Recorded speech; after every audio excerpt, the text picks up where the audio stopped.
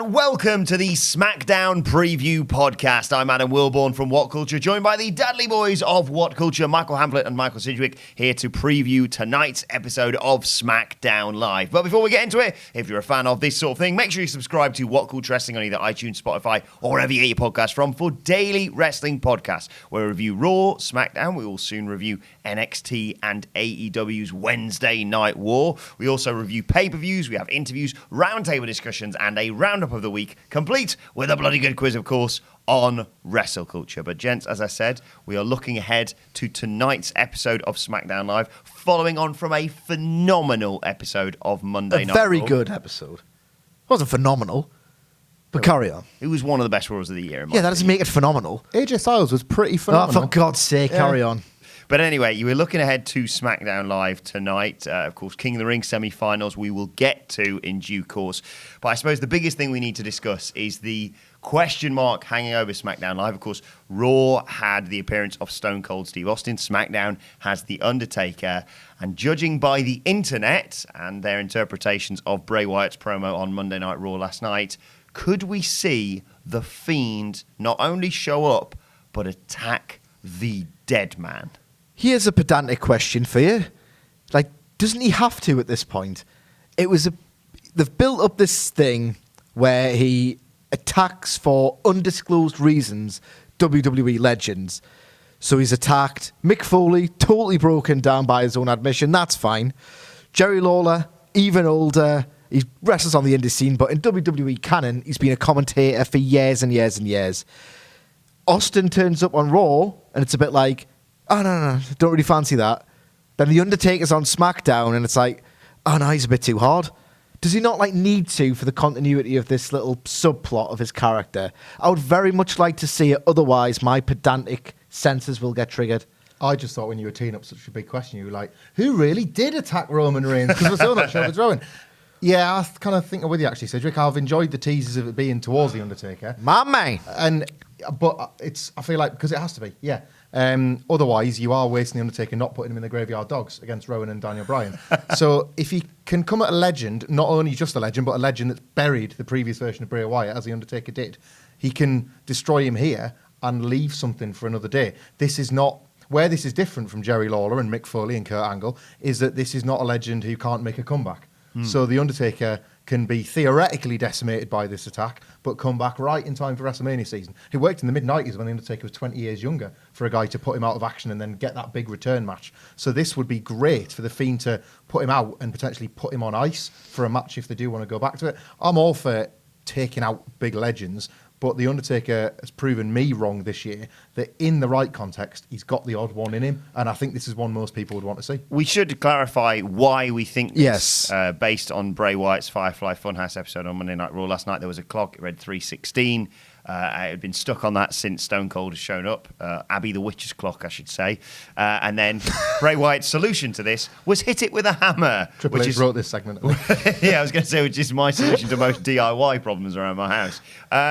Of course, that time changed to 11/19, and that was the date The Undertaker debuted, we should point out, which most fans will obviously know. But yeah, it seems to be fairly straightforward that they would be hinting at that. People are suggesting Bible verses and what have you, but I think that everyone expects that to happen tonight. It can't really be anything else because 19/11, 19th of November, is a Tuesday, by which point SmackDown will have moved to Fridays, so it's got no significance on the WWE calendar. And I just feel like, yeah, maybe he kind of has to do this as a character, otherwise it's a kind of a grim and concerning echo of the old Bray Wyatt, who could never get it done in big match scenarios against really major opponents. I quite like that this has been dropped on the Raw before the SmackDown, so they are acknowledging that they're in Madison Square Garden for 2 days. They're setting up camp, setting up base in Madison Square Garden, and The Fiend wasn't a part of Raw last night. So the idea that he wouldn't be a part of at least one of these shows, that in itself adds to the tease, doesn't it? It's like, well, he's got to show up tonight, and they've given fans 24 hours to pontificate, as we are now, on the prospect of it being The Undertaker, the biggest star advertised for it. There's surely no better position for him to get involved in the mix. Well, The Undertaker, sorry, just to interject, is also advertised for the debut on Fox. So if you can drum up some interest in a second confrontation by planting that seed tonight, then that's a huge like inroad to get people invested in the debut on Fox. And one thing we have spoken about prior to the Fiend's in-ring debut and then subsequent to that is the fact that he appears, to some extent at least, to be sort of correcting the wrongs of Bray Wyatt's older character. He obviously defeated Finn Balor handily at SummerSlam. You know, there's other names on that list. John Cena could be one we could see down the road, but obviously he's not involved in the regularly scheduled WWE canon right now. But Undertaker is another huge name that he needs to sort of right that wrong of, and he hinted at that in the promo. It's potentially really exciting because all the big names had some fun burying Bray Wyatt. So the idea that he could now go through as a character that's actually over and take them off one by one would be fabulous. The Randy Ortons, the Undertakers, as you said, even The Rock at that WrestleMania. When How the hell did Triple H not have fun in this regard? Yeah. That's weird. He could have buried them. He could have won a 4-on-1 against all of them easily, couldn't he? Yeah. No, all of them pretty much had a pop at the Fiend. So the Fiend, Bray Wyatt, so the Fiend getting a go back. This would be a wonderful start. And as well, if it's the Undertaker, it doesn't need to form his next in-ring feud, his next in-ring opponent. There's space for one or two opponents. We talked about him potentially having a title match. He's probably going to do something big around Royal Rumble season, if not be in the Rumble somehow himself. So the Undertaker doesn't have to be the guy that he then suddenly goes on the road with a few times or wrestles at a pay-per-view. That can just be there, can't it? It can just be parked for a Fox SmackDown or for a WrestleMania or for whenever they want to use it. Saudi Arabia. Oh, there's already enough Fiends there without Flying Bray. Let's move on and talk about the King of the Ring semi-final. We already know one of the finalists. It is the man soon to be known as King Corbin. Both got chainsaws. Yep.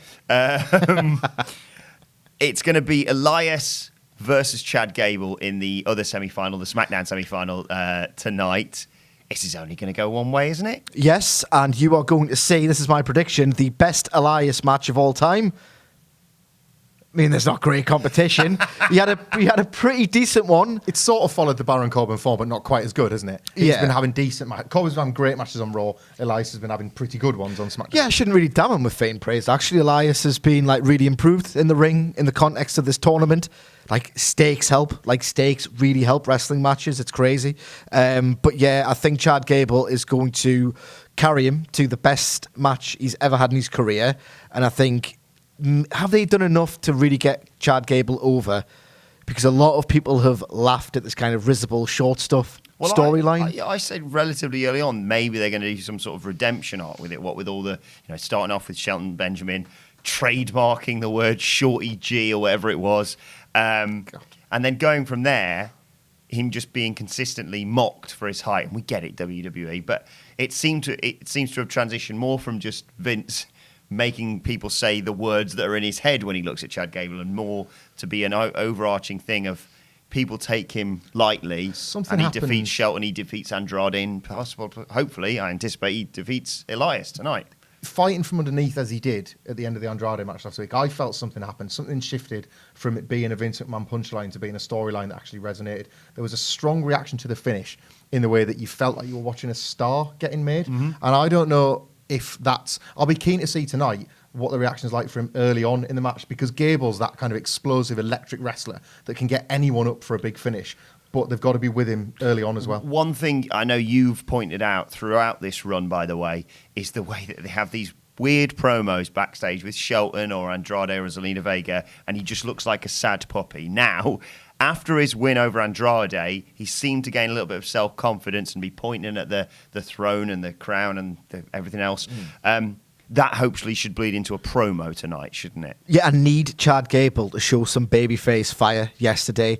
Like, I really enjoyed the last 3 minutes of that Andrade match, but my worry is that at large, WWE fans have kind of been conditioned to react to that really hot, pulsating 3-minute closing stretch, which I think is more indicative of just match quality and the way they lay out matches more so than any real support from like the wider fan base on behalf of Chad Gable.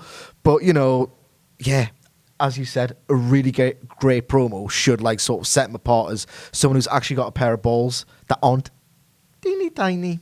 Shorty bees. Shorty bees. You mentioned Roman, and Daniel Bryan. Of course, we finished last week's SmackDown Live. It's like a sitcom. It went a bit Wild West last week. Well, I As opposed to what? the fun Wild West that I enjoyed. It was crap, man. We've had the good and the bad, and last week was the ugly. You know, like it did. Don't get in trouble for saying that. Jesus We Christ. had Rowan standing tall, of course, after hitting the claw on Roman Reigns and putting Daniel Bryan through a table with the claw last week. Where do we go from here? Obviously, there's the match between Roman and Rowan at the pay-per-view at Clash of Champions, but they've got another week to fill here, and it kind of feels like they've been spinning the wheels anyway. So what happens next? I think it's addition by subtraction this week. As little as they can get away with having any of them on the show, they'll do. They'll say Bryan's off selling the injury or something like that, or Roman will say that he's ready for Rowan and that's the match, and just leave it at that. Because, yeah, Bryan's involved in the plan, and part of that plan, because he's so clever, is to allow his friend to put him through a table. But that's going to be revealed at Clash of Champions when it probably results in Roman getting beat. Because that matches also matter when you try. This doesn't make sense anymore, does it? This doesn't make any more sense. It did before. He put a camera on the scaffold. That was okay. You just liked artistic attacks. It was fine before within the context of pro wrestling. It's not Hannibal. I don't. It's Rowan. Well, but it's not. It's Bryan. It's Triple H. No, it's just it's rubbish, is what it is. So the less they do here, the more at least we can remain excited for what should be an all right match. I'm kind of curious as to the kind of chemistry Rowan and Roman, that's going to be really annoying to review on the post-show podcast, we'll have on the night. But I don't think they'll go anywhere near the Bryan stuff from last week. I think they'll have, if anything, they'll have Rowan be given some squash win just to see. He's ready for Roman Reigns, and see you on Sunday, big dog. We had a promo on Monday Night Raw sort of recapping what happened. I sense maybe a Roman promo might be the way to go tonight. Well, it's about time that he shows some agency and says, you know what, this whole thing's been a farce. I've realised it's been a farce. That is why I've been so disinterested in the idea of a threat to my mortal existence. I've had a real one. This is a rubbish one. Yeah, That's why I got here late when you were going to tell me who did it. Something like this, like obviously all this shenanigans is trying to get Rowan on pay-per-view. Just something that can give me a little bit of faith in the agency and credibility of the Roman Reigns character, because they've all suffered in the wake of this chaotic, botched, lame storyline. So I just keep it basic. But like you've said from the beginning of this, if this leads to a match between Roman Reigns and Daniel Bryan and they are given the time to do what they can do, it'll all be worth it. They could have they've tried. And one thing I will say about the storyline, and I'm saying this largely because WWE's product has been so enthralling over the last month, that I will give them credit, and that's how you build currency and credit with your fan base. It's managed to get some bangers out of Buddy Murphy. It's managed to absorb Rowan to the extent that he's now in a pay-per-view singles match. They're experimenting. They're trying to do shared universe storytelling. They're failing dismally. In this case, they are. In this case, but by the same token, I've complained at length for a long time about WWE just hot-shotting programs and being fundamentally unable to build a match. So even though this road is paved with broken glass that cuts my feet and it hurts, at least it's a road. Now we should a Roman road. Sorry. We should talk. Please do apologise. We should talk about Kofi Kingston and Randy Orton. Very disappointing match between them at SummerSlam. An intriguing build to Clash of Champions. I think an exciting build, in my opinion, with the use of the Revival being brought in there now. And of course, Kofi and Randy return to MSG, to the site of the catalyst for the Kofi Kingston push, arguably. And then 10 years later, poof, world champion. They're going to do a super RKO where Kofi tries to do the boom drop, aren't they? It's all been leading to this last moment where they can just about get this feud at Madison Square Garden. So it looks like Kofi's going to do the boom drop again, and then the Revival are going to rock up and ruin it. And that's going to be one last big spot to make you think that Kofi really is stupid and he can't beat Randy Orton, because that's kind of been what we've been told over the last month. 3-on-1, or if his New Day friends aren't there to help. So we're just going to get a big visual. There'll be some pyro bopping off the box, and I like pyro, so I'm up for it. But I'm kind of more out of energy with this feud than I am the Roman Reigns stuff, to be honest. I've just got no interest. As much as the segments are interesting enough, and I like the grouping of Randy Orton and the Revival. Yes, me too. But I'm much keener to see what they do outside of this programme, weirdly enough. I've just got no interest left in... Well, there's 3 of the New Day, and there's no other 3s, so that'll be bye-bye, I think. Yeah, probably. Which is a shame, because I think there's some odd chemistry there. Some bizarre chemistry, and I think it's a shame that if it is just going to be channeled towards this feud, once we're done with Kofi and Randy, which won't be this month because of course they're going to Hell in a Cell. Yeah, I got not a lot of passion for this one other than the big spot. Is there a way, just popping into my head, that they do the classic thing of a 3-on-3 match with whoever wins, whoever secures the pinfall leaves as WWE champion? Please, I can't bear another Randy Orton singles match in which he doesn't turn Jeff Hardy's ear into a bit of pasta. Like, I can't bear it. The guy is simply too boring. And people might say, oh, he's detailed, there's nuance, he knows how to work, he knows how to pace a match, so it's logical, it makes sense. No. Be a brilliant way for Big E to win the WWE title, that wouldn't it? And just have him pin Dash Wilder, and then Kofi's lost his belt. Oh, but we're all still really happy, aren't we? Aren't we? Yeah. I mean, it's just... I can't bear another Randy Orton singles match. And that's the great shame of this feud, because I think the individual segments have been great. Randy Orton's promos and character work has been really good. They haven't made Kofi Kingston look like a complete idiot, which is really quite good for the way WWE fundamentally cannot book baby faces. I've liked the work in the build-up. I've liked the promos, but just the spectre of the match haunts everything for me. Not many wrestlers that you can think of. You know, it's normally the other way around of just for God's sake, just get to the pay-per-view so we can watch you wrestle. This is the polar opposite. Yeah, I know. Orton, to steal Michael Cole's cliche, loves to have fun until his matches. And then he seemingly wants the exact opposite for every single person in the building. And the thing is, he's never changed that style. We have Randy Orton fans in this office, and I still don't think I've ever have a Randy Orton fan in this a Randy office. Orton super fan, and I've never got a straight answer over why he genuinely likes him, other than, have you never actually watched one of his matches? Are you just really into the RKOs and the entrance music and the weird gas mask t-shirts? What is it? The weird gas mask t-shirts, he definitely is. He's got a Triple H t-shirt that's on fire, for God's sake. The big indictment of Randy Orton for me is how much John Cena recognised what the generation that was breathing down his neck was doing, and he decided to just accelerate and decided to just really modify his style to try and catch up with those who were catching up to him. Try and get good. To try and get good and to maintain pace. He did. And I'm talking 2015, he really changed everything up. And he'd been having bangers with Punk and Bryan well before He had them in that. him, didn't he? But they were dormant. And He had the nous, John Cena, to realise they're better than me. I can't impose my match on them because it won't work. And he allowed CM Punk and Daniel Bryan specifically to say, just lead me in this match and we'll have a great one. He entrusted them to do it. He had 2 modern WWE classics with them. He's sort of taken that philosophy on in 2015, had that Maverick US title run, great matches with AJ Styles, made a believer out of, and I'm still a cynic, but I still half believe in John Cena. Randy Orton has done none of this at all. He's just very, very stubbornly not only stuck to his methodical pacing style, but he kind of revels in it as a kind of weird, source of postmodern heat. Doesn't work. Viper-like. When he slithers around the ring, you think, well, this is a gimmick. This is what I'm doing. I'm supposed to. It's SummerSlam. At SummerSlam, he was doing this. Is to try and he's doing, that's Kofi's thing. You can't do that, Randy. Yeah, great. But he was doing it like this. As slow as humanly possible, so people in the audience would say, get on with it.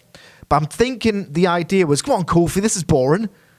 But everyone was just thinking, well, this is boring, Randy. I'm just going to switch off. He didn't account for that ×2 technology existing, did he? When he watched matches, Orton didn't think that exists. He doesn't think about that when he's live in the ring. I was always told that John Cena and Randy Orton was the rivalry, but anyway. Let's finish up with talking about the attendance for SmackDown. We've done a lot of reports about the low ticket sales for Madison Square Garden, WWE's spiritual home. One thing we were discussing this morning was whether or not the fact that Raw being so good could possibly salvage the show. Now, of course, they said on Monday Night Raw, it's a sellout here in Madison Square Garden. I don't know how true that was, but is it going to come anywhere near close to being a sellout? And can Monday Night Raw salvage this attendance? I don't think it matters. If you look, clearly it wasn't a sellout. The data pointed us in the direction of it not being a sellout, and it looked sold out because this is a company that can just film everything and produce everything so perfectly with such slickness that they can make disastrously attended arenas look almost full because they know exactly which angles to choose, which angles more importantly, to not choose. Ultimately, the attendance doesn't matter. They don't need the money from the paying audience because they get so much corporate money through the corporate revenue streams. They can make it look full or full enough, so I think it's immaterial. I was quite impressed, I will say this on Raw, however unsold out it was, that they didn't shy away from the beauty shots of the venue. Like, you got plenty of sweeping. Yeah, like, because that roof is obviously stunning and you want to get as much of the venue in shot as you can. And previous times they've been to Madison Square Garden, they've just used that awful dark light that they'll use where they'll just blue or red or black everybody out. I don't think this is going to be as well attended as Raw, but I would love it if there was an upsurge as a result of Raw, because it would show that the old methods still sell tickets and you are motivated to put on a good show because you can kill the town if you don't. I think a lot about the three-sided Stomping Ground show earlier this year and how that was a result of probably several bad gates in that town, and it's going to begat several more because they'll remember the bad time they had at Stomping Grounds. Now, I'd like it to go the other way again for the company. Big problem is, though, that the cost of living in New York City is obscene. The price of these tickets, by all accounts, is obscene. So until tonight. Well, it's all very well to say, oh, you know, that was really good. Why don't I just go to Madison Square Garden again for a second time in as many nights? And I just think economically that is wildly aspirational. Having said that, I think if I was living in New York City or the surrounding areas... But you bought your merch already. You bought your drinks. You bought $20 beers. Yes. $20 beers, man. It's obscene. If I knew... I mean, Goose Island is amazing. So is that Red Brooklyn, but I'm still stinging on $18 for one. If I was in and around there and I thought there was a chance, and I think it's more likely than not, that we'd get to see the Fiend attack the Undertaker. Fiend, Rent. Hey, there's loads of places you can just crash in New York. It's fine. Go. The Go Port and see it. Authority bus terminal. No, I think I'd rather just pay my rent. I think we will see an upsurge tonight. I'm hopeful of it, but I definitely don't think it's going to be a sellout. Not that it'll matter to them, of course. It won't matter at all. Right, this has been the SmackDown preview. Let us know your thoughts ahead of SmackDown Live tonight in the comment section below. And don't forget to like, share, and subscribe. And subscribe to What Culture Wrestling for daily wrestling podcasts too. You can let us know your thoughts on SmackDown tonight as well on Twitter at WhatCulture WWE. Watch there, follow all three of us. You can follow Michael Hamflett at Michael You Hamflett. can follow Michael Sidgwick at For what is increasingly turning into a Baron Corbin fan account at M. Sidgwick. You can follow me at Adam Wilborn. As I said, follow us all at What Culture WWE. And make sure you check out What Culture Wrestling's podcasts for the review tomorrow afternoon. Right, this has been the SmackDown preview. My thanks to the Dudley Boys. Thank you for watching, and we will see you soon.